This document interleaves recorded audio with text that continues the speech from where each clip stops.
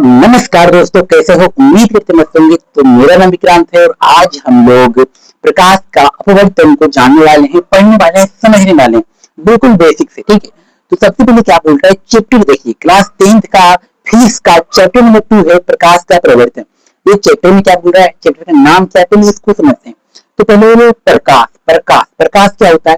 तो जिसकी सहायता से हम किसी भी वस्तु को देख पाते हैं उसे प्रकाश कहते हैं। उसका परावर्तन सॉरी उसका अपवर्तन, अपवर्तन का क्या मतलब होता है? अपवर्तन का मतलब होता है गति, क्या अलग अलग गति। सिर्फ गति बोलते हैं तो प्रकाश का गति हो जाता है, लेकिन अलग अलग गति का मतलब ये होता है अपवर्तन। क्या होता है? अपवर्तन।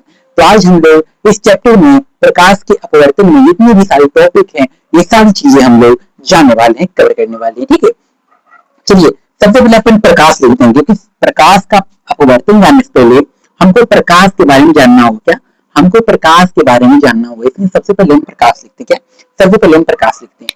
तो प्रकाश में लिखेंगे कि प्रकाश वह कारक है। क्या मेरे साथ नोट करिएगा, प्रकाश वह कारक है, वह कारक है जिसकी सहायता से, क्या जिसकी जिसकी सहायता से सहायता से सहायता से हम किसी हम किसी हम किसी वस्तुओं को देख पाते हैं। हम किसी भी वस्तुओं को देख पाते हैं। क्या देख पाते हैं? अब वस्तु में क्या आ जाएगा? तो वस्तु में जैसे में लिखिएगा मेरे साथ, वस्तु में क्या आ जाएगा? कुर्सी हो गया, कलम हो गया, क्योंकि ये सारी चीजें तो हम प्रकाश की सहायता से देख रहे हैं।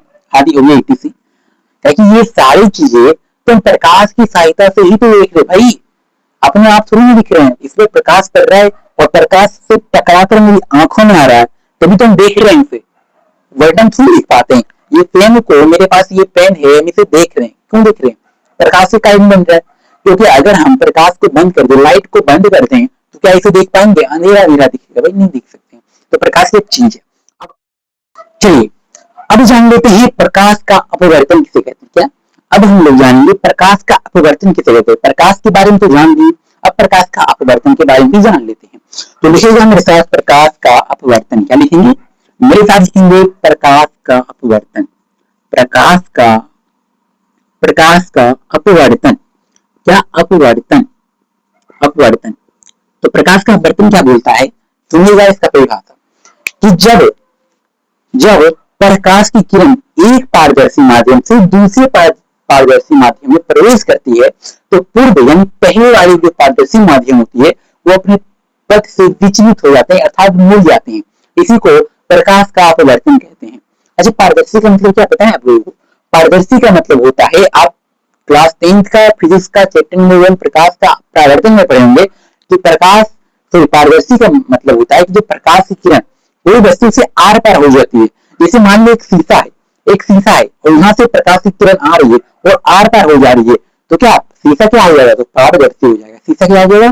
पारदर्शी हो जाएगा। ठीक है, इसी को पारदर्शी का मतलब होता है आर पार हो जाना, प्रकाश की किरण आर पार हो जाना, इसी का मतलब होता है पारदर्शी। ठीक है, तो मेरे साथ लिखिएगा कि जब प्रकाश की किरण, किसकी किरण? तो प्रकाश की किरण, जब प्रकाश की किरण एक पारदर्शी माध्यम से, क्या एक पारदर्शी, हम स्पीड से लिख रहे हैं इसमें राइटिंग पे में जाइएगा, एक पारदर्शी माध्यम से दूसरी पारदर्शी माध्यम में प्रवेश करती है। दूसरी पारदर्शी माध्यम में प्रवेश करती है, माध्यम में प्रवेश करती है,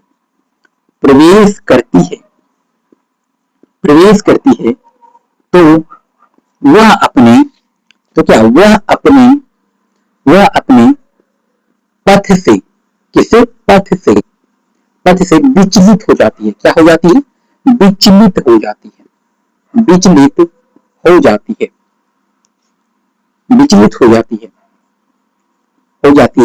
विचलित कहने का मतलब है मुड़ जाती है। विचलित कहने का मतलब है मुड़ जाती है। देखिए अर्थात मुड़ जाती है। मुड़ जाती है, मुड़ जाती है, इसी को क्या कहते हैं, इसी को मुड़ जाती है, प्रकाश का अपवर्तन कहलाती है। क्या कहलाती है, तो प्रकाश का अपवर्तन कहलाती है, अपवर्तन कहलाती है। क्या इतनी बातें समझ में आया, क्या समझ में आया? देखिए, इसको रटना की कोई जरूरत नहीं है, अगर आप इस चीज को समझ लेंगे तो अपने आप दिमाग में सेट हो जाएगा, रटा जाएगा अपने आप, इसको रटने की कोई जरूरत नहीं है। तो हम चित्र के माध्यम से इसे बताते हैं, ठीक है, चित्र के माध्यम से हम ऐसे बताते हैं। देखिए, बोल रहा है जब प्रकाश की किरण एक पारदर्शी माध्यम, यहाँ पे क्या आया, यहाँ पे पारदर्शी माध्यम आया, क्या आया, यहाँ पे पारदर्शी माध्यम आया, तो हम एक पारदर्शी माध्यम बना लेते हैं। ये देखिए, इसका नाम क्या है, इसका नाम है पारदर्शी माध्यम। क्या है, इसका नाम है पारदर्शी माध्यम। तो बोल रहा है जब प्रकाश की किरण एक पारदर्शी माध्यम से दूसरी पारदर्शी माध्यम में प्रवेश करती है, यानी ये हो गया पहला पारदर्शी माध्यम, ये हो गया पहला, और ये क्या हो गया, ये हो गया दूसरा, ये हो गया दूसरा, ये दूसरा पारदर्शी माध्यम है। और जब प्रकाश की किरण, देखिए एक किरण आ रही है, इधर से एक किरण आ रही है, प्रकाश की किरण, तो एक किरण आ रही है, प्रकाश की किरण है, ये क्या है, ये किरण है, ये किरण है, किसकी किरण है, प्रकाश की किरण है। तो क्या अपने पथ से, देखिए ये इधर जाना चाहिए, जब ये से आ रही है तो इधर जाना चाहिए, इधर जाना चाहिए, सीधे जाना चाहिए, सीधे जाना चाहिए कि नहीं जाना चाहिए, हाँ, लेकिन ये सीधे नहीं जाके, ये सीधे नहीं जाके ऐसे हो जाती है, क्या हो जाती है, ऐसे हो जाती है, थोड़ा सा, हाँ ऐसे हो जाती है, ये सीधे ना जाके थोड़ा सा टेढ़ी हो जाती है, क्या थोड़ा सा टेढ़ी हो जाती है। यानी यहाँ पे बोल क्या रहा है कि जब प्रकाश की किरण एक पारदर्शी माध्यम से दूसरे पारदर्शी माध्यम में क्या प्रवेश करती है, तो वो अपने पथ से क्या हो जाती है, विचलित हो जाती है, अर्थात मुड़ जाती है। अपने पथ से क्या विचलित हो गई, उधर जाना चाहिए लेकिन इधर आ गई, और ये मुड़ गई, अर्थात का मतलब क्या, ये मुड़ गई ना, उधर जाना चाहिए लेकिन इधर मुड़ गई। इसी को क्या कहते हैं, इसी को प्रकाश का अपवर्तन कहते हैं। ये विलंब है, ये क्या है, ये विलंब है। इस डायग्राम को हम बताते हैं, ठीक है, इस डायग्राम को हम बताते हैं, अभी पहले जानिए, ये अभिलंब है, ये आपतन बिंदु है। बस इतनी चीजें क्या है, इतनी चीजें समझ में आया, ये डायग्राम को फिर से बनाएंगे, ठीक है, इतनी चीजें क्या समझ में आया, तो ये प्रकाश की किरण है, तो एक पारदर्शी माध्यम है, जब प्रकाश की किरण एक पारदर्शी माध्यम से दूसरे पारदर्शी माध्यम में प्रवेश करती है, एक ये पारदर्शी माध्यम है, एक ये पारदर्शी माध्यम है, और जब प्रकाश की किरण एक पारदर्शी माध्यम से दूसरे पारदर्शी माध्यम में प्रवेश करती है तो अपने पथ से विचलित हो जाती है, अर्थात मुड़ जाती है, अभिलंब की ओर क्या मुड़ जाती है। इसी को प्रकाश का अपवर्तन कहते हैं। इसी को क्या कहते हैं, इसी को प्रकाश का अपवर्तन कहते हैं। क्लियर हुई बातें, क्या बातें क्लियर हुई? चलिए अच्छा, ये कुछ चीजें आपको बताते हैं, फिर हम परावर्तन के नियम के आगे चलेंगे। क्या अपवर्तन के नियम के, तो एक मिस्टेक हो गया, अपवर्तन के नियम की ओर चलते हैं। पहले कुछ टिप्स जानिए, ठीक है, उसके बाद चलिए इसको मैनेज कर रहे हैं, क्या आप लोग नोट करनी है? अगर नोट करनी है तो बहुत अच्छी बात है। चलिए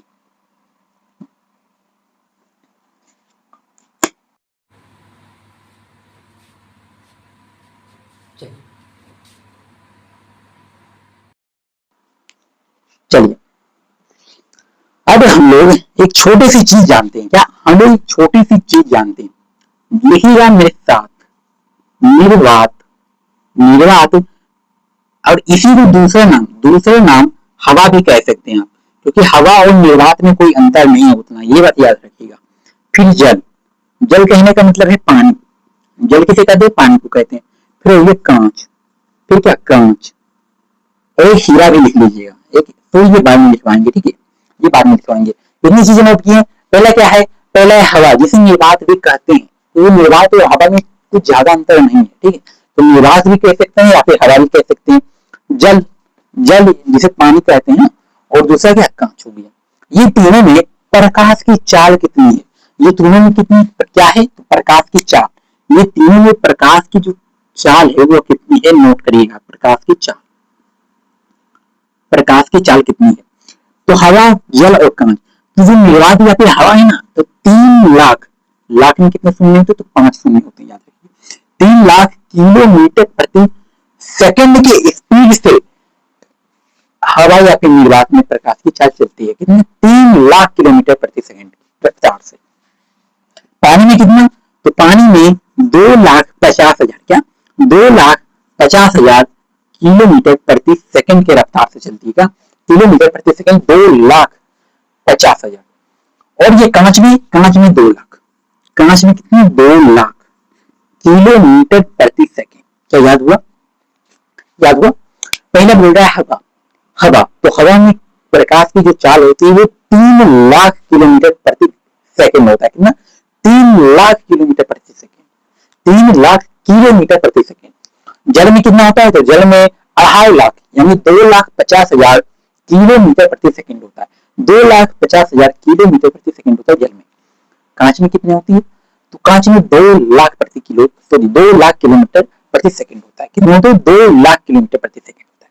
तो इतनी बातें क्लियर हो गई। इतनी बातें क्या क्लियर हुई? चलिए हम आगे चले। चलिए इसको इरेज कर रहे हैं और आगे हम चल रहे हैं। इसको इरेज करके हम आगे चल रहे हैं।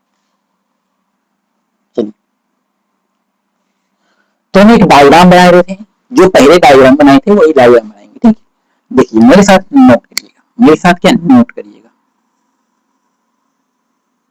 हाँ, ये एक लाइन खींचे हैं। इस लाइन का नाम क्या है? इस लाइन का नाम है सतह। क्या है? इस लाइन का नाम है सतह। इस लाइन का क्या नाम है? इस लाइन का नाम है सतह। ठीक है, इस लाइन का नाम सतह है।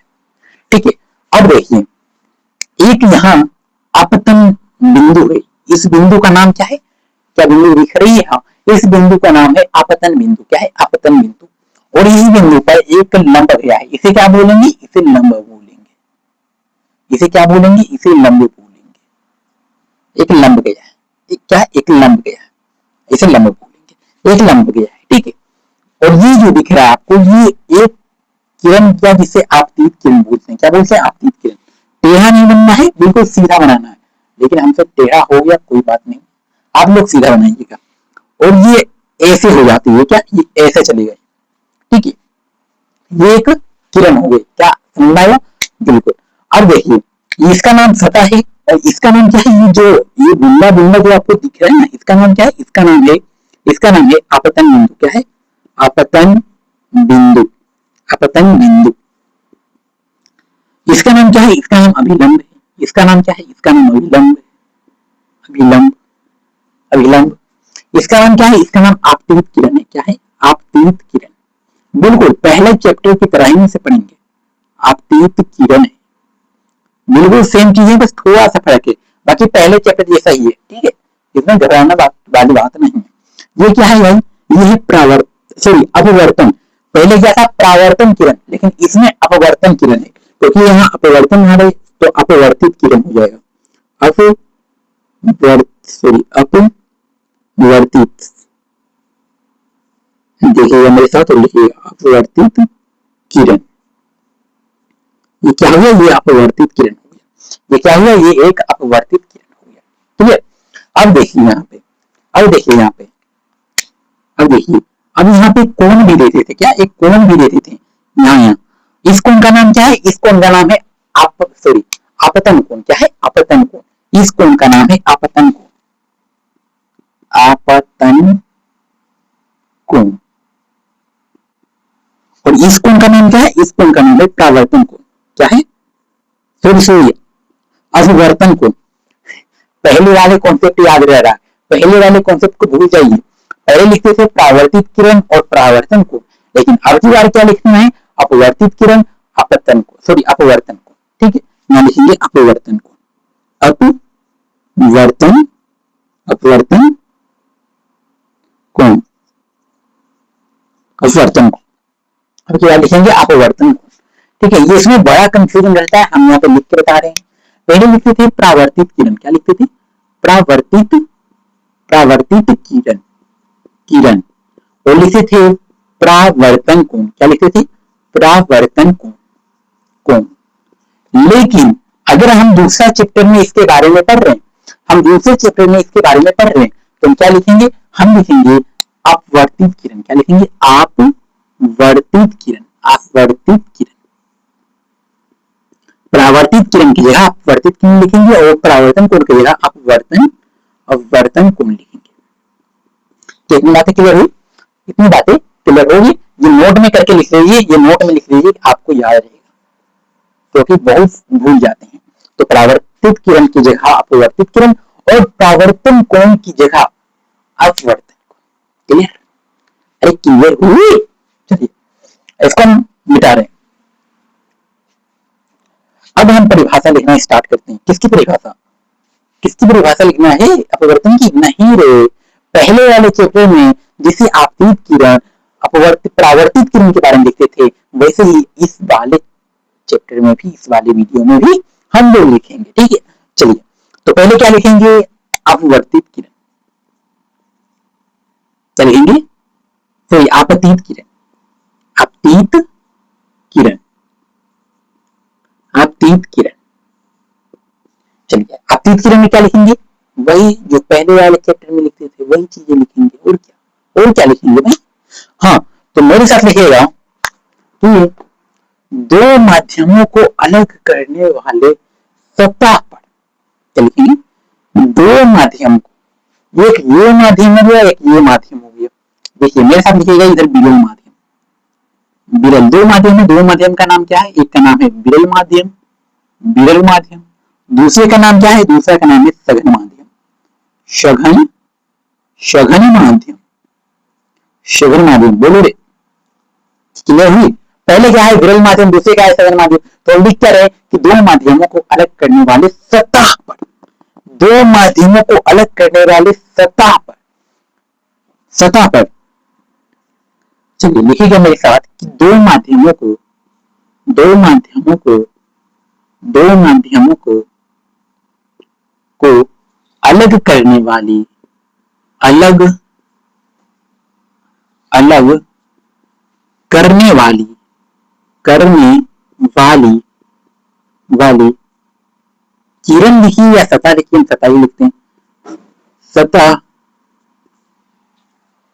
वन सेकेंड, क्या लिखेंगे कि दो माध्यमों को अलग करने वाली सतह, दो माध्यमों को अलग करने वाली सतह पर, सतह पर पड़ने वाली, पड़ने वाली, वाली प्रकाश की किरण, प्रकाश की किरण को क्या कहते हैं? तो प्रकाश की किरण को अपतन कोण कहते हैं। कौन सा कोण कहते हैं? अपतन कोण, अपतन कोण कहते हैं, कहते हैं। ठीक है, हाँ तो मैंने क्या बोला? मैंने लिखा है कि आपतित किरण दो माध्यमों को अलग करने वाली सतह। ये दो माध्यम आपको दिख रहे हैं ना, एक माध्यम एक विरल माध्यम, दूसरा माध्यम कौन? दूसरा माध्यम सघन माध्यम। तो दो माध्यमों को, ये दोनों माध्यमों को अलग करने वाली ये जो सतह है ना, उस पर पड़ने वाली किरण को, उस पर पड़ने वाली किरण को आपतित किरण कहते हैं। क्या कहते हैं? आपतित किरण कहते हैं। ठीक है, एक तो ये लिख सकते हैं, और दूसरी भाषा अगर आपको इतना बार नहीं लिखना है, इतना बार याद नहीं हो रहा, हमसे याद नहीं होगा इतना बड़ा, भूल जाएंगे याद करेंगे तो। अगर आपको ऐसी लग रहा है तो स्रोत नहीं बता रहे हैं, उसको लिख लीजिए। क्या लिखेंगे भाई? अथवा लिखिएगा, अथवा। नोट करिए इसको, अथवा। देखिए, देखिए इस बिंदु का नाम क्या है? इस बिंदु का नाम क्या है सर जी? इस बिंदु का नाम तो आपतन बिंदु है। क्या है? आपतन बिंदु है। और आपतन हम ऐसे बोल सकते हैं कि आपतन बिंदु पर पड़ने वाली किरण को ही तो आपतित किरण कहते हैं। तो मेरे साथ लिखिए कि आपतन बिंदु पर, आपतन, आपतन बिंदु पर, आपतन बिंदु पर पड़ने वाली, क्या पड़ने वाली, पड़ने वाली किरण को, किरण को, किरण को आपतित किरण कहते हैं। कौन सा किरण कहते हैं? तो आपतित किरण कहते हैं, आपतित किरण कहते हैं। क्या समझ में आया? तो इतनी बातें क्लियर हुई? इसको दो परिभाषा में बता दिए, आपको जो अच्छा लगे, जो अच्छा लगे उसे माइंड में सेट कर लीजिए। याद नहीं करना है फिर बोलने, माइंड में सेट कर लीजिए। क्या करेंगे? पहला क्या है कि दो माध्यम, एक विरल माध्यम है, एक सघन माध्यम है। विरल किसे कहते हैं? हल्के चीज को विरल, और हल्के चीज से जो है भारी हो तो सघन। तो क्या विरल में हवा जाएंगी? ठीक है, विरल माध्यम मतलब हवा, विरल माध्यम बोले तो हवा, और सघन माध्यम यानी जल। अगर इसको हम जल बोलेंगे, इसको जल बोल देंगे तो इसको कांच बोल देंगे। मतलब कि हल्के से यहाँ थोड़ा ज्यादा होगा। क्या वहां अगर यहाँ अगर ज्यादा है तो वहां हल्का होगा, वहां हल्का है तो उससे भारी चीज यहाँ सघन माध्यम में होगा। ठीक है, मतलब ये प्रोसेस होता है। तो क्या लिखेंगे? दो माध्यमों को, विरल और सघन माध्यमों को अलग करने वाली सतह को, अलग करने वाली सतह पर पड़ने वाली किरण को आपतित किरण कहते हैं। एक टॉपिक ये हो गया, सॉरी एक परिभाषा ये हो गया।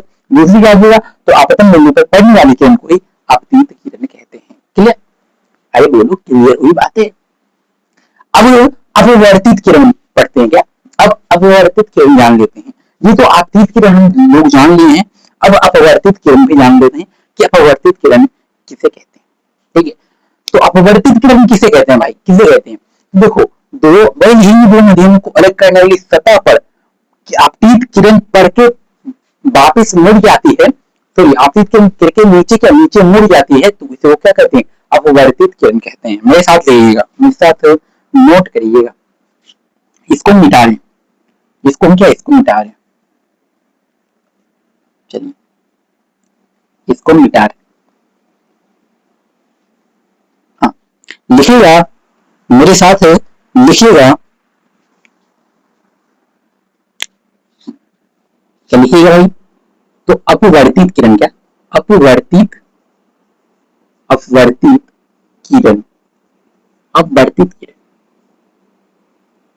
ठीक है, कौन सा किरण? अपवर्तित किरण। अपवर्तित किरण किसे कहते हैं?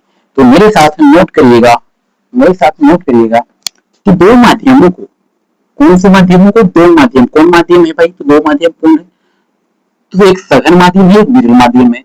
दो माध्यमों को अलग करने वाली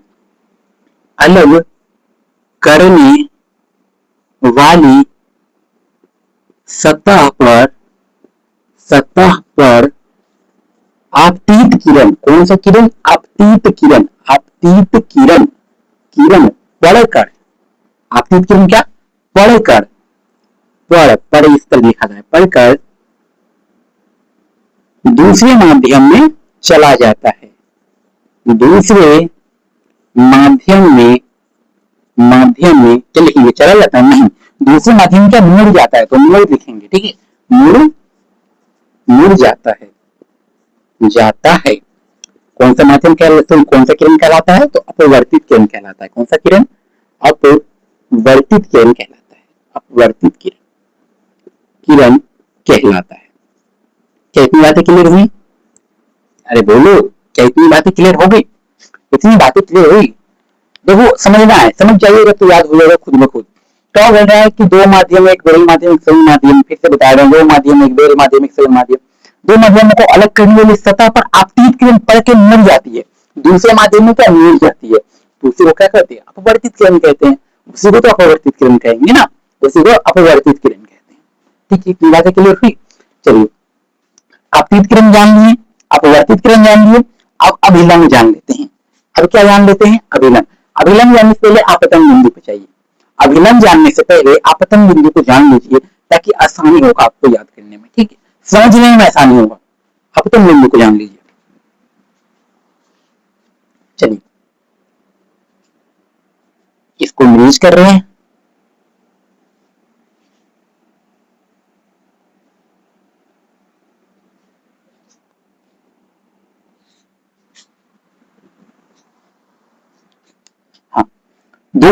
सॉरी, आपतन बिंदु। कौन सा बिंदु? आपतन बिंदु। आपतन बिंदु किसे कहते हैं? ठीक है, आपतन बिंदु किसे कहते हैं?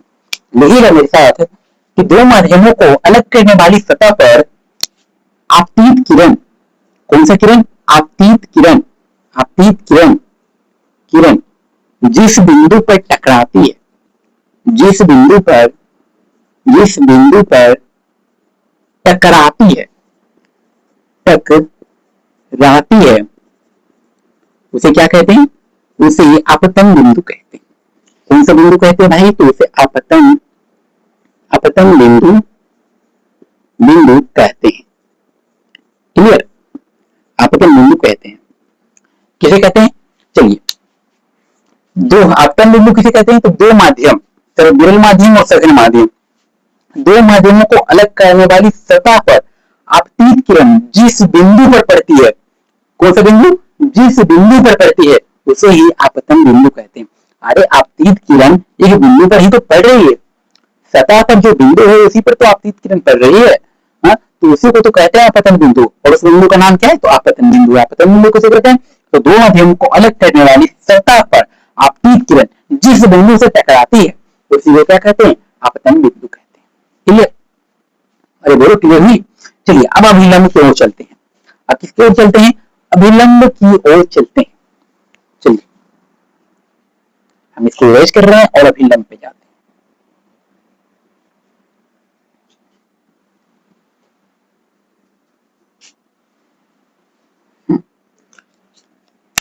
चलिए अभिलंब, अभिलंब,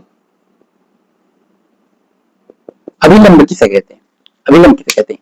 देखिए आपतन बिंदु है, आपतन बिंदु दिख रहा है क्या, हाँ आपतन बिंदु पे, तो आपतन बिंदु पर पड़ने वाले लंब, लंब किसे बोलते हैं भाई, लंब इस तरह, जो इस तरह पूरा सीधा खड़ा होता है उसी को लंब कहते हैं। जो सीधा एक लाइन खींची होती है ये क्या है, एक लंब है। अरे मार्कर है हम भी समझ रहे हैं, बट लंब है ये, ठीक है, क्या है, लंब है, एक लंब तरह है, तो सीधे जब खड़ा हो उसे लंब कहते हैं। इसलिए ये देखिए काल्पनिक खड़ा है, आमतौर पर सीधे खड़ा नहीं है, वास्तविक में सीधे खड़ा है क्या, नहीं है, काल्पनिक में अगर देश देश रहे तो यानी काल्पनिक, और सीधा रहे यानी वास्तविक। बोलो क्लियर है। तो ये क्या काल्पनिक लंब ही तो है, तो क्या लिखेंगे, मेरे साथ लिखिएगा कि आपतन, आपतन बिंदु पर, बिंदु पर पड़ने वाली, पड़ने वाली, वाली लंब को, लंब को अभिलंब कहते हैं। क्या कहते हैं, अभिलंब कहते हैं, अभिलंब कहते हैं। मैंने क्या लिखा, मैंने लिखा कि दो, तो क्या लिखें, आपतन बिंदु पर पड़ने वाले लंब को ही अभिलंब कहते हैं। आपतन बिंदु पर पड़ने वाली लंब, वाली चला अच्छा नहीं लग रहा है, वाली लिख दीजिए, ठीक है, वाले लंब को ही अभिलंब कहते हैं। क्या कहते हैं, आपतन बिंदु पर, आपतन बिंदु पर पड़ने वाले ये लंब को ही क्या कहते हैं, अभिलंब कहते हैं। क्या कहते हैं, अभिलंब कहते हैं। अरे बोलो क्लियर हुई। तो मैं क्या क्या क्लियर हो गई भाई, तो पहले क्या हो गया, आपतन, आपतित किरण क्लियर, अपवर्तित किरण क्लियर, आपतन बिंदु क्लियर, अभिलंब क्लियर। अब दो चीजें और बची है, क्या बची है, आपतन कोण और अपवर्तन कोण। क्या चीजें बची है, आपतन कोण और अपवर्तन कोण, ये दो चीजें और बची है, इसको भी क्लियर कर लेते हैं अपन। क्या इसे भी क्लियर कर लेंगे, फिर अपवर्तन के नियम की ओर चलेंगे, ठीक है। चलिए हाँ मेरे साथ लिखिएगा, आपतन कोण, कौन सा कोण, आपतन कोण, आपतन कोण। आपतन कोण में क्या लिखेंगे, तो देखिए ये क्या है, ये आपतित किरण, ये क्या है, ये आपतित किरण, ये आपतित किरण है। ये कौन सा किरण है, तो ये आपतित किरण, ये आपतित किरण है। और ये क्या है, ये अभिलंब, ये क्या है, ये अभिलंब है। और दोनों के बीच की कोण को ही क्या कहते हैं, आपतन कोण कहते हैं। अरे बोलो सिंपल परिभाषा है कि नहीं, कि आपतित किरण और अभिलंब के बीच के कोण को ही आपतन कोण कहते हैं। बोलो क्लियर है।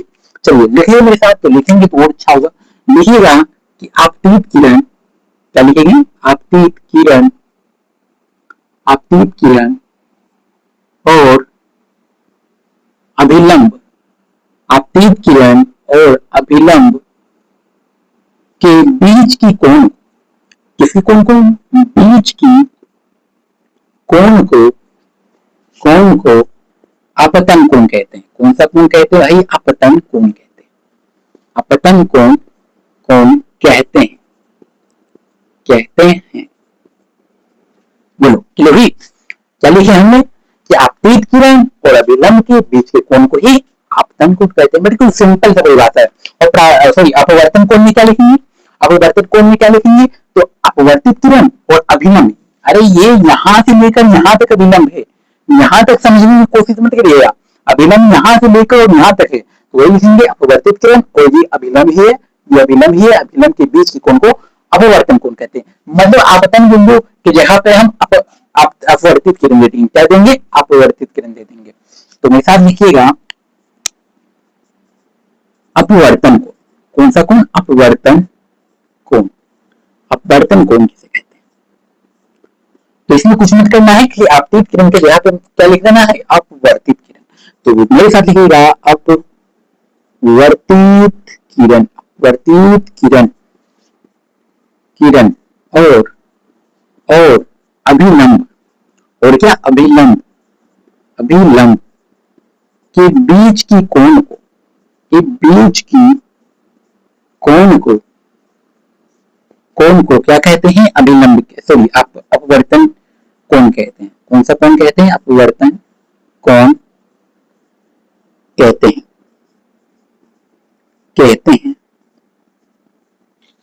ठीक है। क्या क्लियर हुआ? हमने क्या लिखा कि अपवर्तित किरण और अभिलंब के बीच की कोण को अपवर्तन कोण कहते हैं। कौन सा कोण कहते हैं? अपवर्तन कोण कहते हैं, ठीक है। चलिए अब अपवर्तन के नियम की ओर चलते हैं। ये चीजें तो मेरी क्लियर हो गई, ये पूरी चीजें हमारी क्लियर हो गई। अब अपवर्तन के नियम की ओर चलते हैं। क्लियर?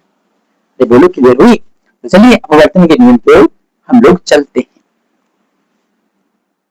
चलिए अब हम लोग चलते हैं अपवर्तन के नियम की ओर।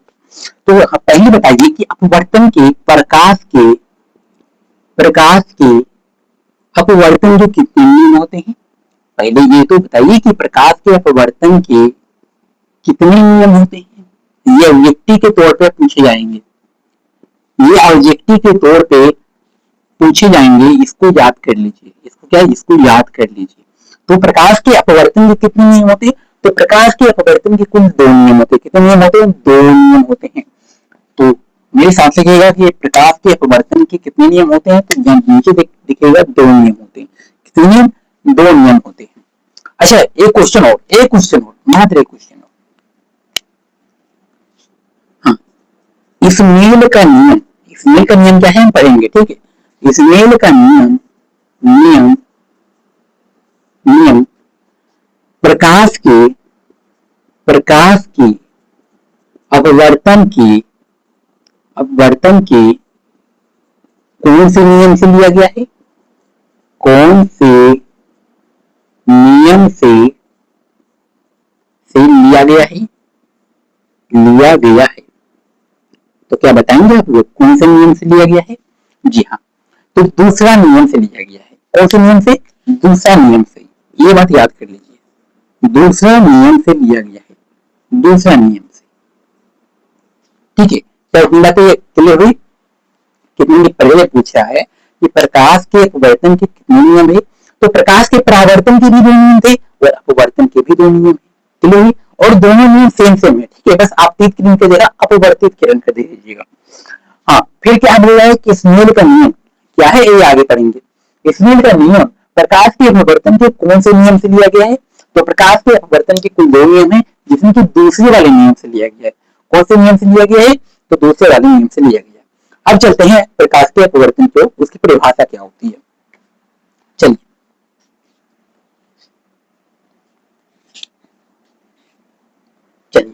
तो पहला नियम की ओर चलते हैं।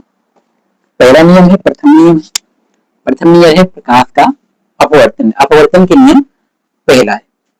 तो मेरे साथ लिखिएगा आपतित किरण। क्या लिखिएगा? आपतित किरण। अच्छा, आपतित किरण किसे कहते हैं? अरे बोलो, आपतित किरण किसे कहते हैं? तो मैंने सिखाया है कि दो माध्यमों को अलग करने वाली सतह पर पड़ने वाली किरण को ही आपतित किरण कहते हैं। कौन सा किरण कहते हैं? आपतित किरण कहते हैं। फिर लिखा है अपवर्तित किरण। कौन सा किरण? अपवर्तित किरण। अच्छा, अपवर्तित किरण क्या है? तो मैंने सिखाया है कि दो माध्यमों को अलग करने वाली सतह पर आप पढ़ के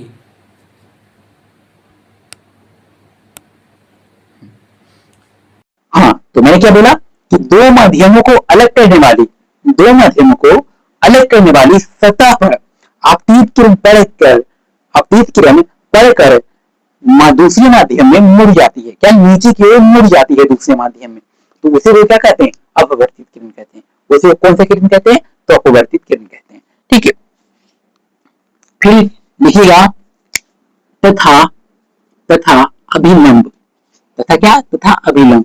अच्छा, अभिलंब किसे कहते हैं? ये तो बताए थे ना, अभिलंब किसे कहते हैं? तो देखिए, आपतन बिंदु पर पड़ने वाले किरण को ही आपतन बिंदु पर पढ़ने वाले लंब को ही अभिलंब कहते हैं, पढ़ने वाले लंब को ही अभिलंब कहते हैं, ठीक है। तथा अभिलंब तीनों तीनों एक ही तल पर होता है, एक ही क्या, एक ही तल पे होता है, एक ही समतल नहीं लिख सकते हैं, तल लिखिए, ठीक है। तल, तल को क्या कहते हैं, तल को सतह भी कहते हैं, तल को क्या, सतह भी कहते हैं। तो तल में लिखिए, सतह ही लिखिए, सतह ही लिखिए, सतह पर होते हैं, ठीक है। तो हमने क्या लिखा, हमने लिखा कि आपतित किरण, अपवर्तित किरण तथा अभिलंब तीनों एक ही सतह पर होते हैं। ये हमारा पहला नियम है, ये प्रकाश की पढ़ते क्या पहला नियम है।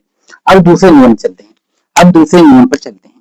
दूसरे नियम लिखिएगा, दूसरे नियम में क्या बच गया भाई, तो एक तो बच गया, अपतन कोण, दूसरा क्या बच गया, दूसरा बच गया अपवर्तन कोण, दूसरा क्या, अपवर्तन कोण। तो लिखेंगे मेरे साथ, लिखिए मेरे साथ कि अपतन कोण की जया, अपतन कोण की जया। अच्छा, जया का मतलब क्या होता है पता है क्या आप लोगों को, जया का मतलब होता है थीटा, क्या होता है, जया का मतलब होता है थीटा, ठीक है। तो लिखेंगे अपतन कोण की जया तथा अपवर्तन कोण की जया। कौन सा कोण की जया, तो अपवर्तन कोण की जया, कोण की जया के अनुपात को, ये क्या, अनुपात को क्या कहते हैं, सुनिए, कि अनुपात बराबर एक नियतांक होता है, क्या होता है, एक नियतांक होता है, ठीक है। तो क्या लिखेंगे अपन, तो प्रकाश की अपवर्तन की कुल दो नियम है, दो नियम हम लिख दिए हैं। पहला क्या है, पहला है कि आपतित किरण, अपवर्तित किरण तथा अभिलंब तीनों क्या एक ही सतह पर होता है, तीनों एक ही सतह पे होता है, ठीक है। फिर क्या लिखें कि अपतन कोण की जया, अपतन कोण लेना भूल गए, सॉरी माफी चाहता हूँ, लिखिएगा अपतन कोण की जया, अपतन कोण की जया, हाँ। तो अपतन कोण की जया, जया का मतलब तो थीटा, जया का मतलब तो जया का मतलब होता है थीटा। तो अपतन कोण की जया तथा अपवर्तन कोण की जया के अनुपात, अनुपात का मतलब तो बटा, अनुपात का क्या मतलब होता है, बटा, मतलब कि हम बोलेंगे कि 3/4, क्या बोलेंगे 3/4, यानी अनुपात में बोले तो क्या, अनुपात में बोले तो 3:4। ये दो बिंदु का मतलब होता है अनुपात, दो बिंदु का मतलब होता है अनुपात। यहाँ बोल रहा है कि अपतन कोण की जया तथा अपवर्तन कोण की जया के अनुपात के बराबर एक नियतांक होता है, के अनुपात बराबर एक नियतांक होता है। ये हमारा दूसरा नियम हो गया, ये हमारा क्या, ये हमारा दूसरा नियम हुआ। तो याद हुआ, देखिए पहला तो याद हो जाना चाहिए। पहला क्या बोल रहा है कि आपतित किरण बताएं, आपतित किरण, अपवर्तित किरण ये भी बताएं, अभिलंब ये भी बताएं, और क्या तीनों एक ही सतह पर होता है, तीनों एक ही सतह पर होता है। ये तो सिंपल है, ये तो सिंपल है भाई। फिर क्या लिखा है, फिर लिखा है दूसरा में कि आपतन कोण की जया, आपतन कोण की जया तथा अपवर्तन कोण की जया, दोनों के बारे में बता दिए, और जया लगा दीजिए, क्या कि जया का मतलब ठीक होता है। तो आपतन कोण की जया तथा अपवर्तन कोण की जया के अनुपात बराबर एक नियतांक होता है, ठीक है, क्लियर। चलिए, तो आशा करते हैं वीडियो अच्छी लगी होगी, और अगले वीडियो में स्नेल का नियम, पार्श्विक अपवर्तनांक, ये सारी चीजें हम अगली वीडियो में जानेंगे, ठीक है। तो आज तक यहीं रहते हैं, मिलते हैं नेक्स्ट वीडियो में, तब तक के लिए।